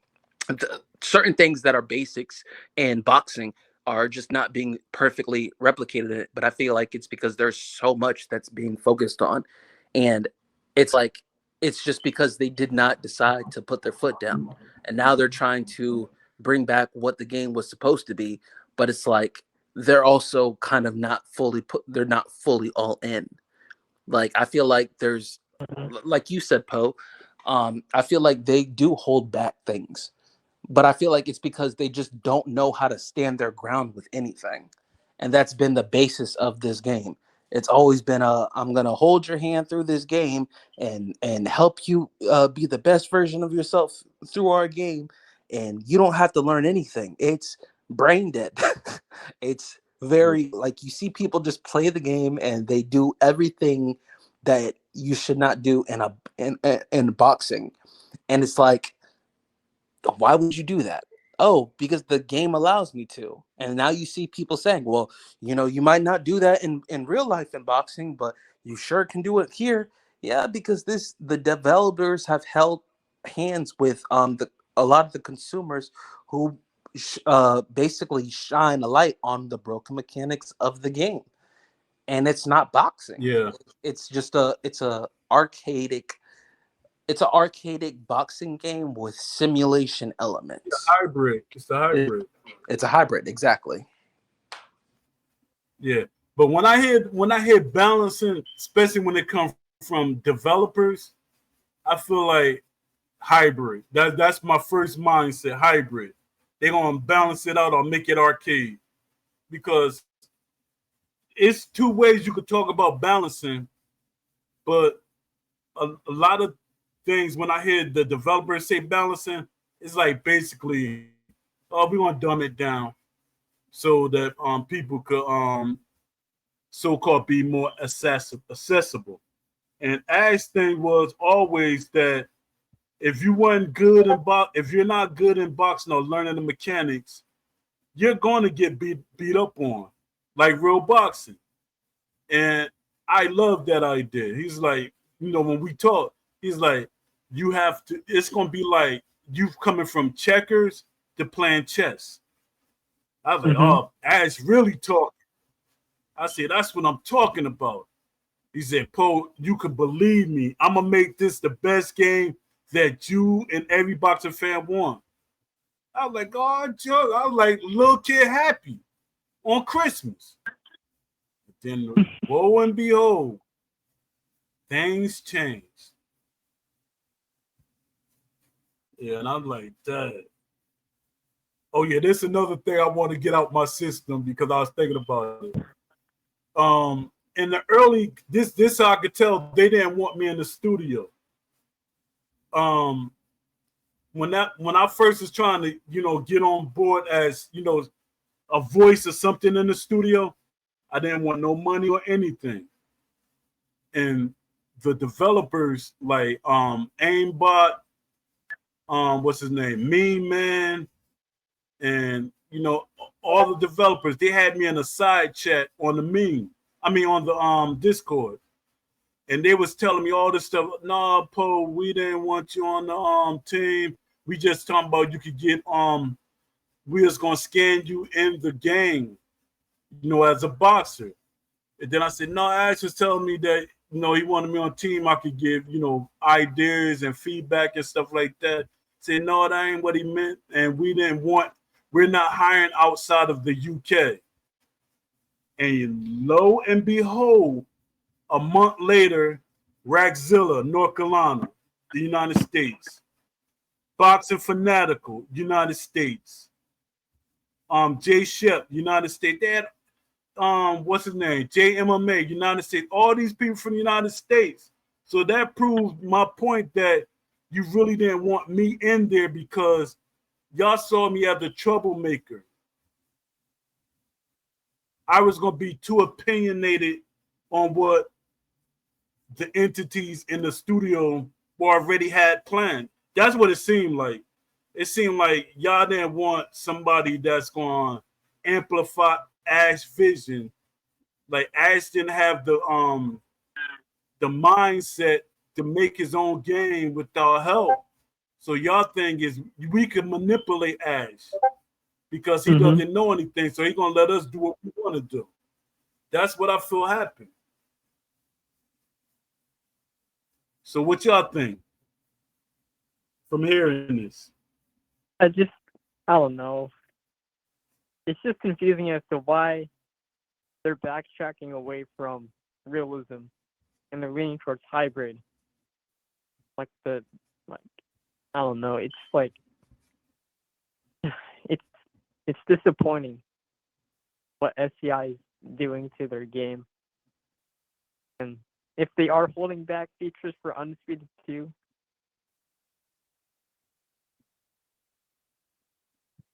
I don't care how good Undisputed 2 is. I'm not going to forget about what they did in their first game and like how many things they backtracked. It's just disappointing. Like, I don't know. That's why I'm making my own games. So that way I can actually put stuff in that the fans are wanting, Yeah. I can't wait till you crazy. get support. Huh? I said I can't wait till you get more support for your game. Yeah. So what you think about what I was just talking about, Aaron? I think that when it comes to making anything, if you don't believe in your own design, and if you're not stern enough in making it happen, people are going to walk all over it all the time. And Yeah, this is the unfortunate thing, because a lot of the people who believed in the original vision, they're having to suffer because somebody could not stand their ground and make sure that the people that were in play did their part to make it happen. So I feel like it's not that, it's not the fact of not being able to do things or being good enough. It's just the fact of there is people who are at positions that should not be there. Um, and realistically, I feel like it's just a competency issue at this moment in time. Like when you look at people's styles and ratings and stuff like that, like Caleb Plant doesn't fight like Caleb Plant. Caleb Plant also doesn't have the nope. traits that he should.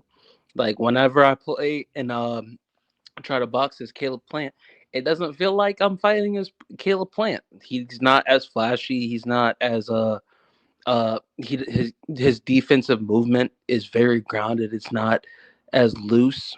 It's very rugged. It's very nailed to the ground, and you just don't see these fighters having an identity. The identity is the fact that they're all in a broken game right now, because this game doesn't have an identity itself. And a lot of people will make excuses as to why the game is where it's at, but the reality is it all comes from the fact that the vision that was originally being sold upon did not have any kind of standing ground towards it, which is why we are in the state that it's in now. It's We could blame every single person Yeah. down the board, but at the end of the day, If you don't believe in your vision and you're not going to enforce it, everybody's going to walk all over every single time. Every single time. And it Yep. doesn't matter if Facts. it's Will Kinsler, it doesn't matter if it's any of the devs in the Dub. Discord. It doesn't matter who it is. It's the fact of you had a vision and all these people were their jobs are to make it happen. If they say I can't do that, then you find somebody who can. You find the people Yeah. who can actually make your vision a reality. Because I remember whenever I bought that, I was being sold a vision, but that's not being displayed right now in what the game is today. The game today is very Mhm. watered down. It's diluted. The game today is not exactly what it's was supposed to be. And that whole span of time where we were playing early access and we were without communication for a certain period of time.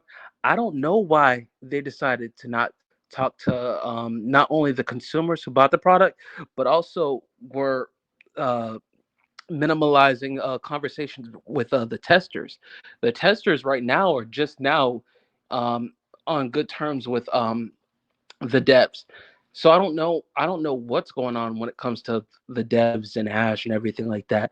But I feel like the relationship with the devs and the testers have been very inconsistent, and I don't know why Yeah. that is, because these are the people that you're supposed to rely on to tell you what the in and outs and what's bad about the game, what are the bugs, and things like that. And I feel like there's a lot of things that are getting out and being played on the launch build for some reason that should not be in play. The game is too buggy.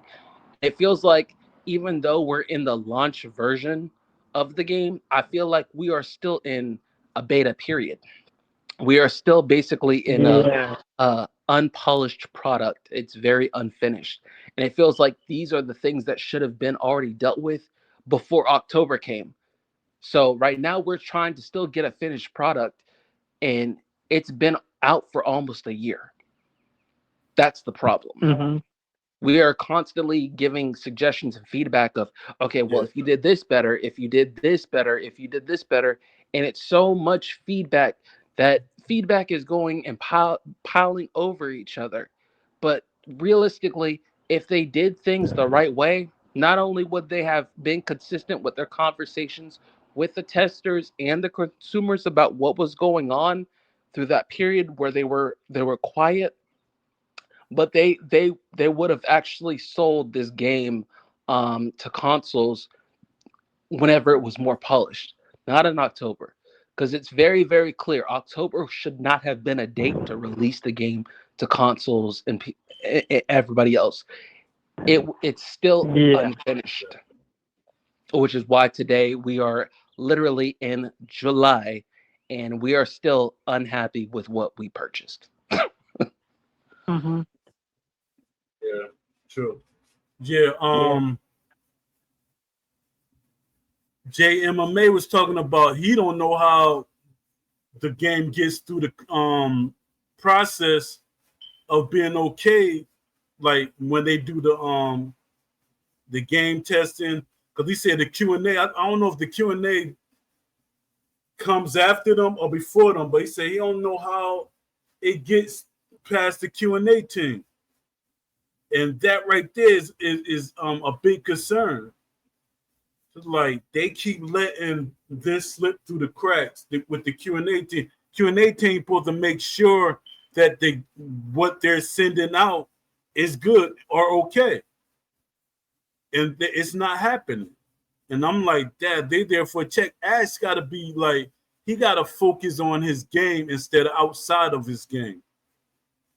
He got to be like when me and Ash was talking, he was talking gangster. He said, if I get investors or whatever, it's gonna still be my game. What they say, they gotta agree to what I say. And I was like, all right, Ash, you talking that talk. So my thing is, Ash and whoever's under him is not, you know, making the game what it should be or could be. And you're right. The game shouldn't have never been released. But I think once Mhm. Ash got investors, his hand. He forced his hand. He forced the game that he was going to put out. Because I kept saying, no, don't put the game out. Don't put the game out. That's when me and Ash was actually talking. Me and Ash used to literally talk twice a week. And once somebody found out we was talking twice a week, they broke that. No, don't go, you can't talk to Ash no more. Anything you got to say, you talk to the correct people, not Ash. The correct people is the person that owns the game. Then Ash started listening to that person. Our emails stopped because me and Ash was still emailing each other. Like when holidays came around, Ash was like hitting me up. Happy holidays, Paul. How do you like the game? What's going on? Stuff like that. We was cordial. We was building a friendship. But somebody see that friendship was building and I was gonna probably have influence. They had to break that. Ash stopped talking to me. Stop, Paul, I'm gonna set up a chat and stuff like that. Cause we set up the chat before. And we would like communicate. And I was telling him what I didn't like, and he literally was fixing these things I didn't like. Like when he had Ricky Hatton. I didn't like the original Ricky Hatton. I say, Ash, that Ricky Hatton looked horrible. He looked like another boxer called Davy Boy Green. And he looked at it, he's like, you're right. He said, but don't worry about it. This is not the final version of the boxer. And I said, all right, Ash, that's the communication we had. But people start finding out, we got to break that. And that's crazy. That's why they don't want me talking to Ash. They didn't want me on the team in no type of way. But still, like you're saying, Aaron, it's on Ash. It's your game. And Ash feel like a person with $1 billion. Well, they're not $1 billion company, but he's like a person with $1 billion, but they don't know how to invest it in what he believes in. So he take the advice of people that barely have a mindset for what he wants. And that's where we at now. What you think? Or do y'all want to add something on? Ideas that y'all want to talk about? Yeah, I think right now there's just too many yes men because there's no Yeah. way, like you said before, that the QA team allows this to get through. I don't know if it's people who aren't really paying attention to certain bugs or certain things that are actually unpolished before the game comes out, or the patches and stuff like that comes out. But it's just very buggy. It's a very buggy experience, and that's why when people tell me or ask me, would you buy this game, or if you were me, would you buy this game? I tell them bluntly no, because right now what we have is a unpolished product. So of course I'm going to tell everybody no.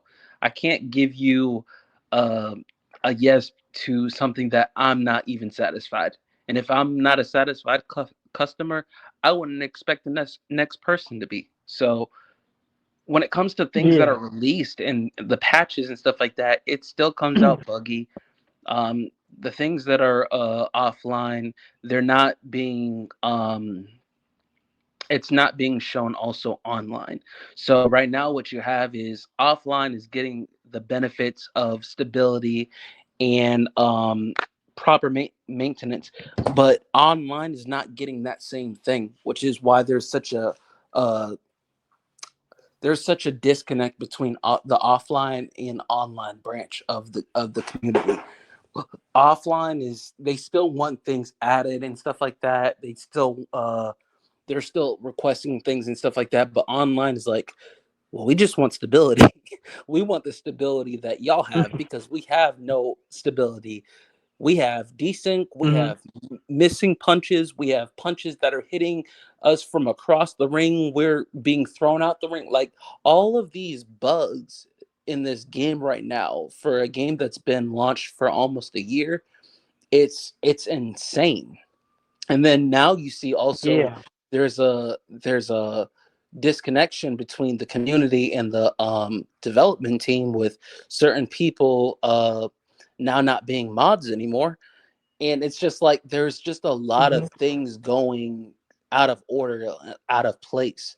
Like it just doesn't make sense. And it's like the more that this game uh starts to try to fix itself, the devs are trying to get it back on course, the more there's a disconnect, because it's just like there's so many people who have been unhappy for so long with the way that the devs have approached things with this game, that now it's starting to actually play out, because it's been years of this. It's, this game might have launched last year, but let's not forget this game has been in production for a few years now. So realistically, the things that we're seeing right now that are playing out, a lot of this has been things that people have felt, sentiments that they've felt for a long time.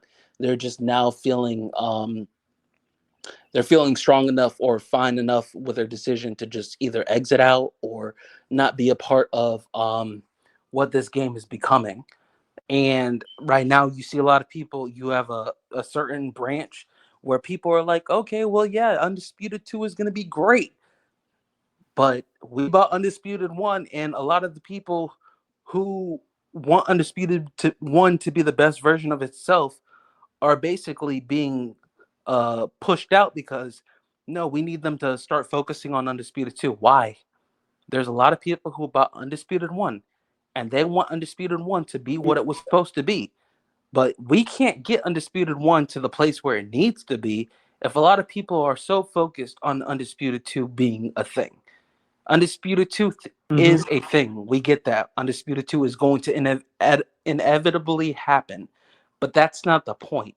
This is the grounds where you lay Yeah. that foundation so that you allow people to believe in what Undisputed 2 will be.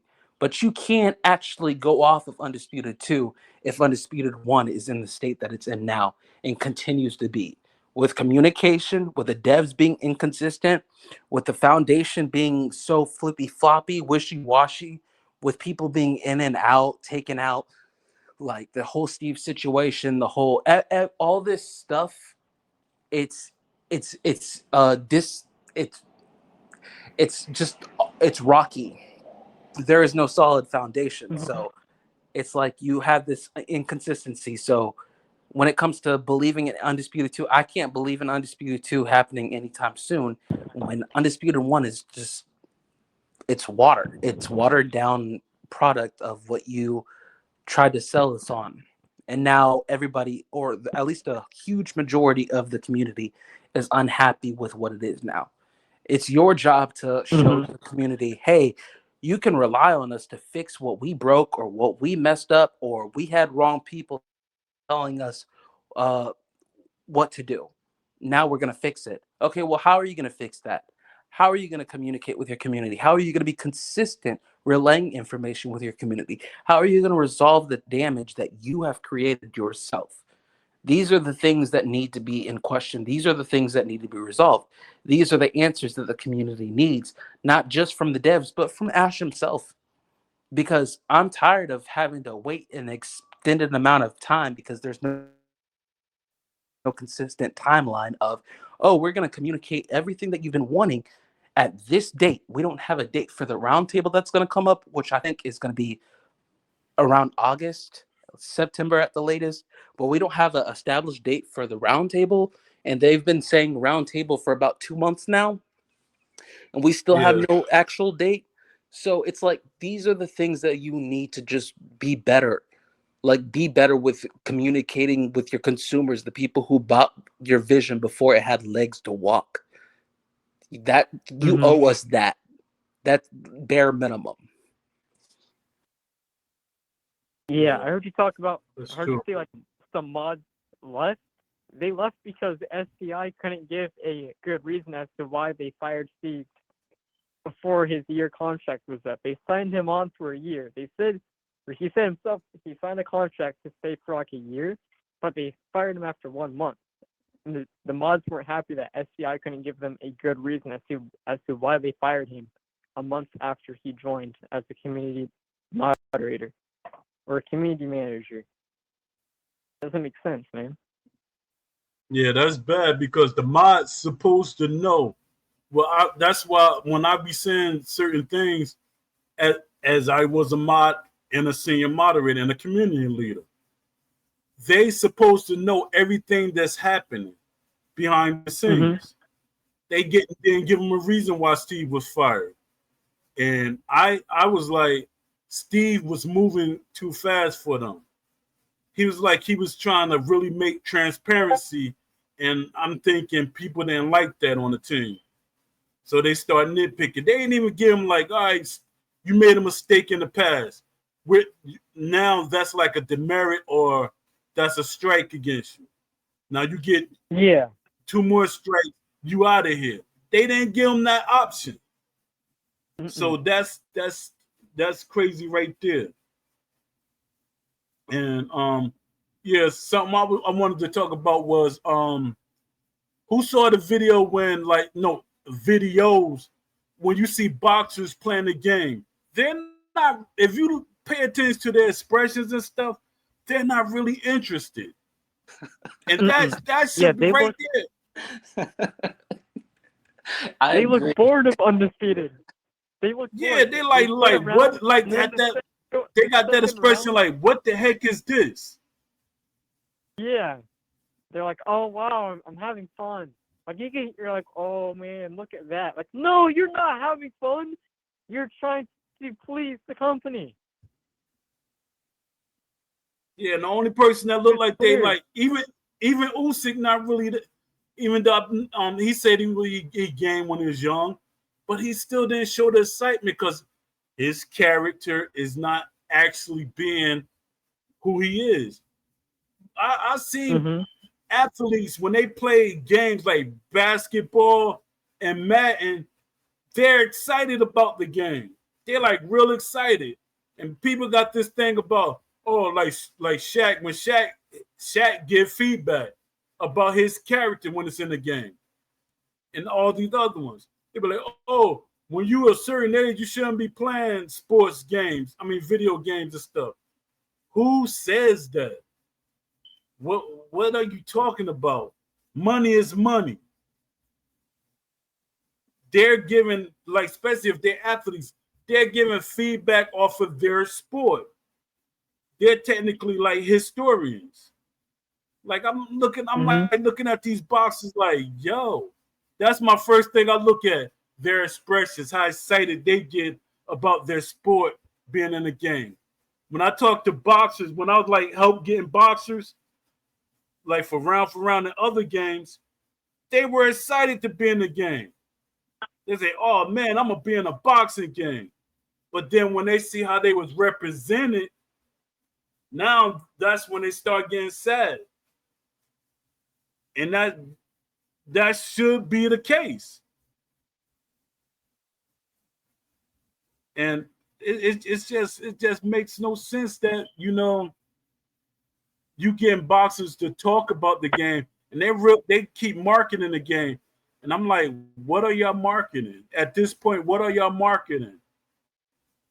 You marketing a broken game. You're marketing a game that's not fully fixed. We paid $70, even though I got the game for free, but I bought a couple of more copies so I could give away. But you marketing a game and you selling a game that's not finished. The game is not Mm-hmm. finished, you could tell. But we're paid full price for it. We're buying full price for the DLC. Even though they knocked the price down on the last DLC, which I know that hurt their pockets. A lot of people don't understand it's hurting their pockets because boxers ask for DLC and they ask for a certain amount. Like if they say they want 33, no, 50 or 60% of the DLC, when you knock it down, they probably got to give them the whole DLC money. People not understanding that that's how it works. And when Mm-hmm. we was, and the idea of DLC was like my idea with when I was helping round for round. They was like, we can't afford boxes. I said, well, I'm gonna tell you something you might not like, and a lot of fans might not like, but knowing fans do DLC.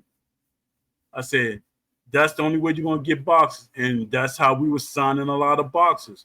We signed over 150 boxes for round over, and we were still signing them until I don't know what happened. I left because I didn't like the direction it was going. Even though he liked me being around, but you like me being around because of my history, and people will jump on board because of my history. But I was like, nah, I don't want to be part of this game. Even the team that they hired the team Wicked Witch, outsourced it. He was like, why aren't you on the team? I said, you got to ask the owner. I said, you could bring me on the team because you're the actual developers that's making the team. I mean, making the game. It's or the guy for round was he was a person with an idea looking for a team to make that happen. And that's technically Mm-hmm. what Ash doing right now. But he just hired the Yeah. wrong developers or not enough. Yeah, we got 3 minutes, so what do y'all got to say before the show ends? You know, anybody you Like want to shout Shadow? out? You want to shout out, All or right. you want to say something to the developers, or say something to the community, or anything? So I'm gonna lead off with you, Uh, Leafy. all right. I want to shout out Mr. Blocketer and Mr. Shepard. Those two are my main instructors in Jeff Speakman's Kenpa 5.0. They went to Las Vegas a couple weeks ago to compete and test, and they did an outstanding job. And they're always supportive of what I'm trying to do for the boxing game community and trying to make my own combat sports game. So I just wanted to shout them out, and I wanted to shout out my parents. They've been supportive of me as well. They're continuing to support me. I think that's about it. How about you, Aaron? I'd like to shout out you, Poe, first, because you give the community a platform to actually speak everything about on. And that goes unappreciated because a lot of people don't actually use it. So I would Thank you, like to actually appreciate that. give you a shout out because, you speak a lot of the sentiments that are felt throughout the community. And I know a lot of us Yep. appreciate it, even if we don't say it out loud. So a Mm-hmm. shout out to you, Poe. Um, I, I'd like to just say shortly that hopefully this game gets back on track. And really, that's it. I don't really have much to say about the game or many shout outs. JMMA is helping get the game back on track. So shout out to him and some of the testers who have influenced the game going back in at least a better direction. So shout out to them. But that's really all my sentiments. Yeah, I think both of y'all for coming in, and my partner Leafy. I really appreciate it. I really appreciate you, Aaron. Yeah, I want to shout out, people that listen to me. I want to shout out the community. Share this video. Um, I want to shout out the developers that actually listen to me and contact me. But my thing is, if y'all talking to me on LinkedIn, come to the show so I can interview y'all. Because my thing is, I want to prove to people that things can be added into a game. It's just that it's undisputed. I mean, it's still city that's not using this technology. But I don't want to go on a rant about that. But I want to shout out to them developers that listen to me, and I want to shout out to Twitter, the people that support me, and the Wishlist Mafia on Instagram. And I really appreciate y'all for coming through, and salute to y'all. So to the next show, I hope I can get you on another show. Aaron. Um, And hopefully you too, Boxing Offender. Yeah, I hope I can get all y'all back on the show. I'm trying to get as many people I can so we can have our own round table. You know, Yeah, I'd be down for that. Yeah, that'd be cool. definitely. yeah. Me as well. It'll be kind of fun to have Gub in here so we could like pick his brain. Oh no, no, no, no! I don't want to come in here. No, no, Bo. Bo, what are you doing? Nah. We don't want to come, man. No, I was just Go, being go. nice, but Please nah. go. No, I want nobody to Go's backtrack. gonna I'm tell us we're wrong. Go's gonna berate us, man. He's gonna say we shouldn't need realism. Yeah. Yeah, I appreciate y'all. I'm gonna end the show. Salute to y'all and see y'all on the next one. Salute. All right. See you later, Bo. All right.